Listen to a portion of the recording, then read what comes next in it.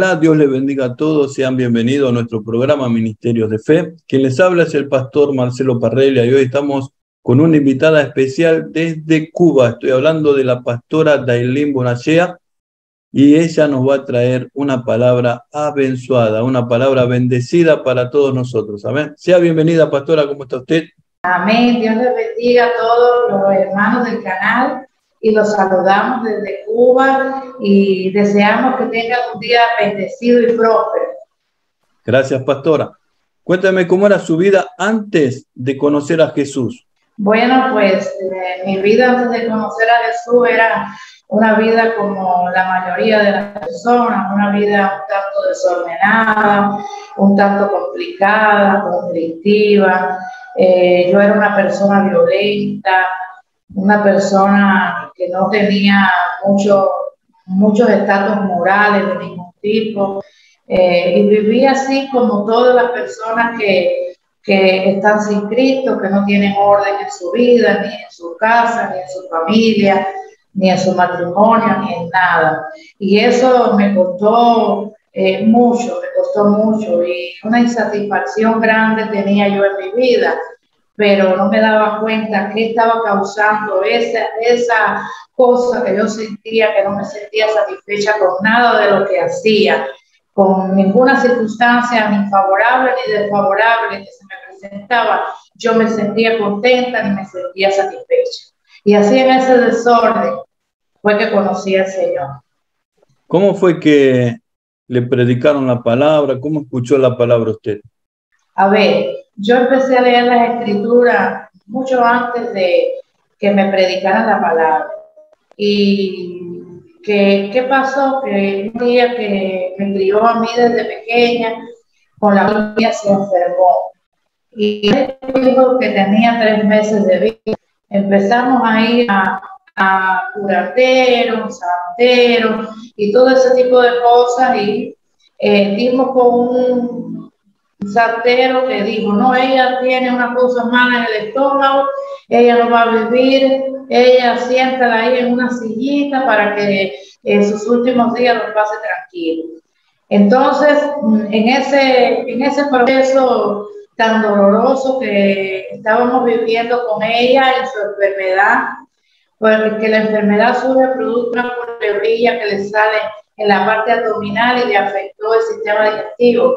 Llegó a la casa una hermana que yo no conocía, era una vecina una persona cercana a nuestra casa que había conocido al Señor y ya Dios la estaba usando en sanidad de milagro. La hermana se llama Castita, es mi madre espiritual, es una anciana que está viva todavía y quizás en algún momento pudiéramos hablar con ella también. Ella llegó aquí a casa, enviada por el Señor, oró por mi tía, y mi tía, aparte de esa enfermedad que le había producido la culebrilla aquella que nunca se le sanaba, tenía también otras enfermedades.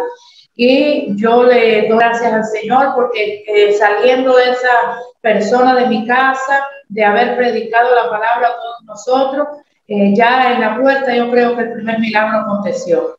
Y mi tía empezó a mejorar y a mejorar y a recibir a esa mujer, a comprometerse con Cristo, pero yo no quería compromiso con el Señor, porque yo en mi niñez había tenido una experiencia muy dolorosa para un niño. Aquí en Cuba, cuando la revolución hubo, las personas religiosas, como les dicen ellos, pues eran mal vistas. Y yo de niña iba a la iglesia católica.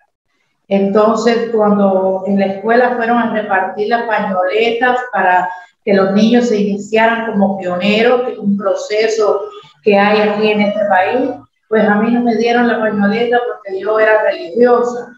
Y entonces yo hacía la diferencia, marcaba la diferencia con los demás niños. Los otros niños hacían bullying conmigo y demás por causa de eso. Y así estuve hasta 3er grado.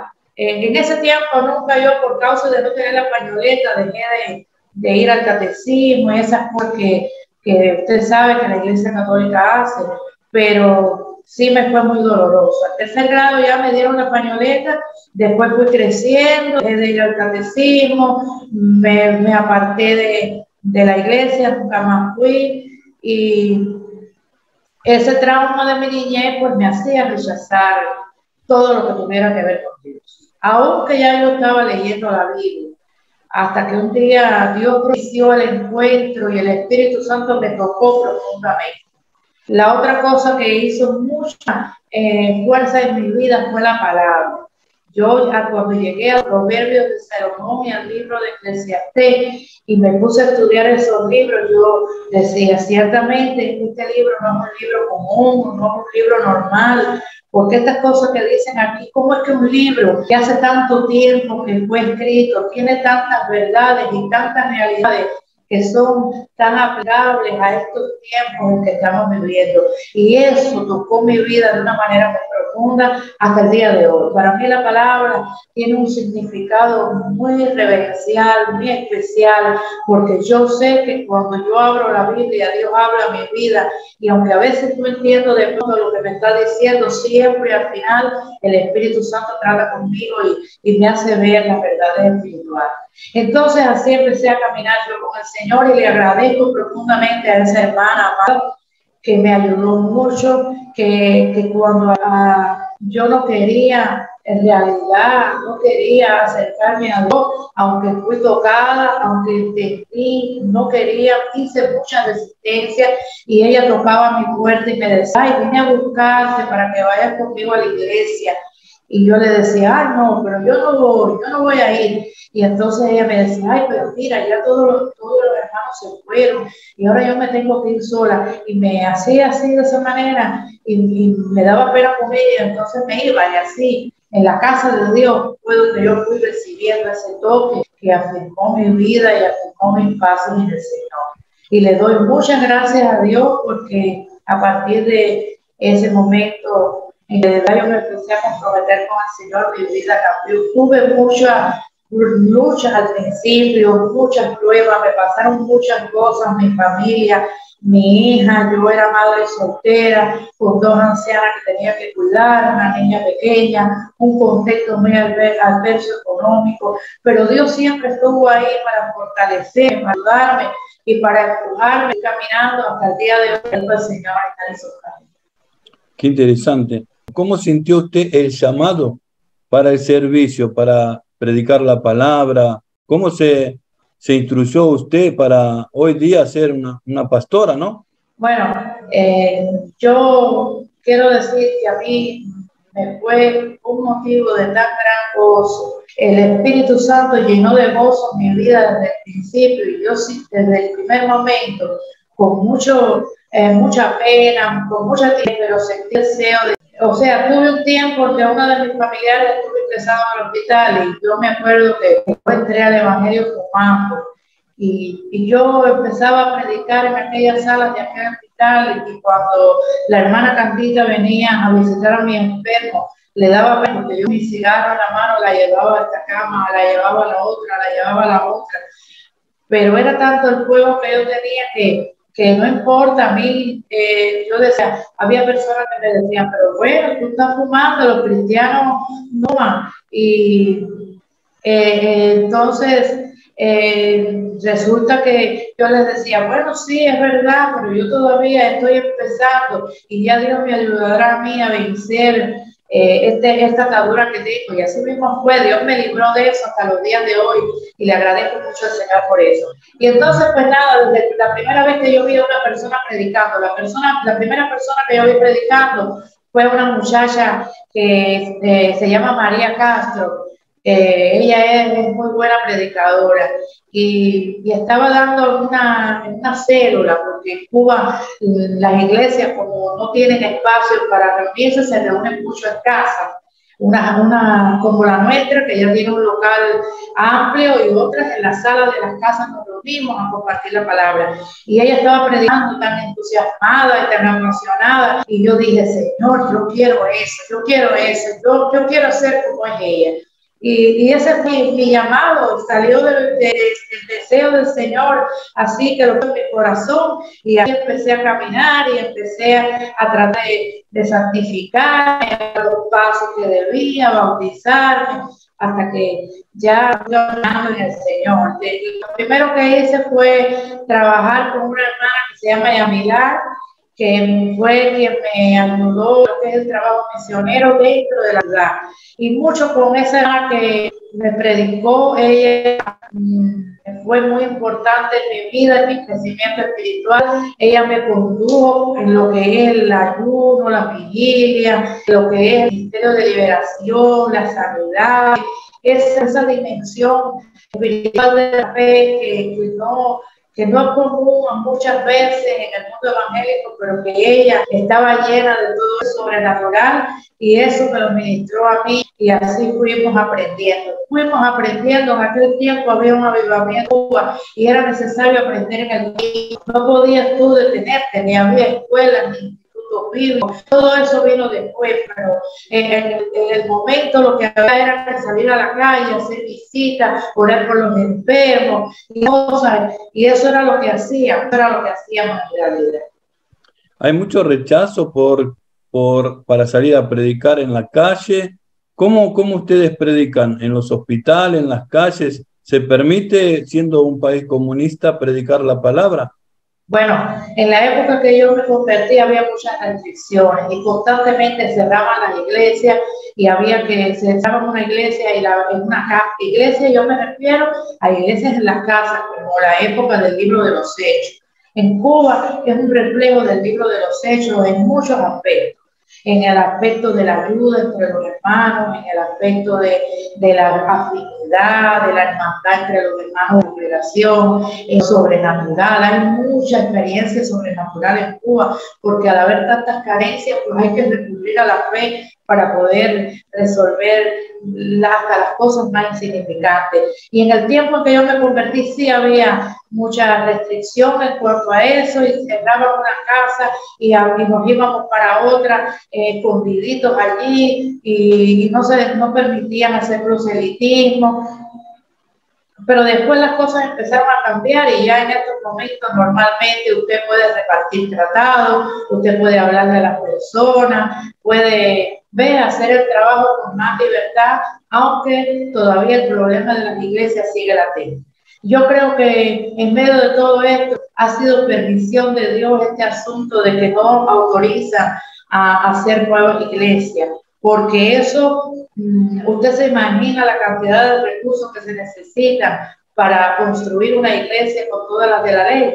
Entonces, pues nosotros aquí, una casa que tenga una sala grande, pues ahí mismo es como una carpa de los israelitas en el Antiguo Testamento. Ahí mismo ponemos un púlpito de cualquier cosa que aparece, y si no aparece, esta iglesia que nosotros estamos plantando, cuando nació, nos sentábamos en cajas de Biblia, cajas de Nuevo Testamento, que en ese tiempo llegaron para repartir, y ahí nos sentábamos en tabla. Los bancos de nosotros no tienen buena calidad, pero si nos podemos sentar en ellos, le damos gloria a Dios, y si no alcanzan, le damos gloria a Dios también, y lo importante es que la palabra de Dios sea predicada.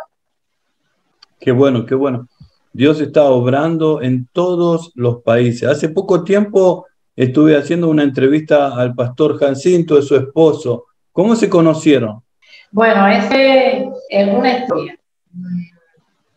Conocimos la iglesia, nos convertimos en la misma iglesia. La primera vez que yo fui a una cena, mi esposo estaba predicando. Él había sido alcohólico, estaba muy marcado por el alcoholismo. Cuando llegó a la iglesia iba con chanclet de baño y una camisa de khaki de trabajo, porque el cuerpo tiene todo lo vende, no tiene recursos, y aunque él nunca dejó su trabajo, pues el dinero lo gastaba todo en eso.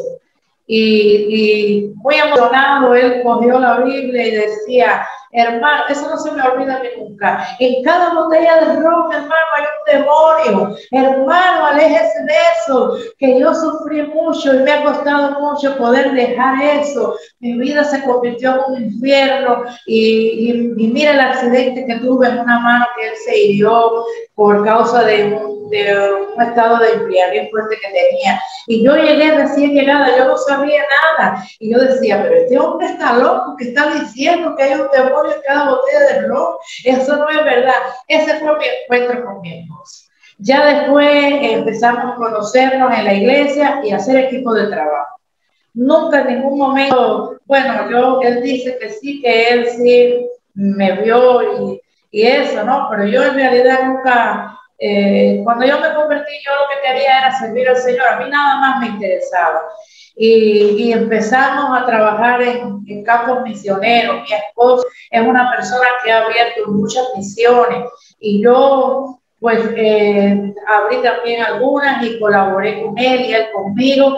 Yo estuve trabajando en una iglesia que planté en una ciudad que se llama Antiguanico, que todavía existe, y él estaba en Arroyo Blanco, un poblado que estaba a unos cuantos kilómetros de ese lugar donde yo estaba plantando iglesias, pero un poco más lejos. Y entonces, pues como él era hombre y tenía muchas mujeres, a veces me invitaba y yo iba a ayudarlo a la consejería, y así él venía donde yo estaba plantando la misión acá y me ayudaba a mí también, predicaba, conversaba con los hombres y hacíamos equipo de trabajo. El Señor nos estaba preparando para el futuro sin nosotros darnos cuenta, y quizás si en ese momento el Señor hubiera dicho, yo los tengo a ustedes para que se casen y hagan una familia, nosotros hubiéramos aceptado eso de ninguna manera, porque tuvo el Señor que trabajar fuertemente en mi carácter y en el de él para poder después unir de verdad. Mi matrimonio ha sido una bendición de Dios. Él y yo estamos mucho en trabajo. Él es muy respetuoso con las áreas que yo me deseo del Señor y hacemos muy buen equipo. Yo, estando ya avanzado mi liderazgo, se presentó el seminario en la escuela bíblica Betel, pertenecíamos a la obra Betel, y vino una sola beca para el seminario. Y él me dijo, yo sé que tú te gusta más. De esa manera él me cedió su lugar. Después de su seminario, pero en ese momento me fui para Cárdenas con Alberto y Niurka, su primera esposa que ya falleció, y nosotros tres estudiamos juntos el seminario teológico en Cárdenas bajo la cobertura de la obra Betel, en la que nacimos, crecimos y estuvimos hasta que Dios quiso. Amén. Pastora, ¿qué le diría a usted a la gente que la está escuchando ahora en todas partes del mundo? Dice la palabra del Señor que de tal manera amó Dios al mundo que dio a su Hijo unigénito para que todo aquel que en él crea no se pierda, mas tenga vida eterna.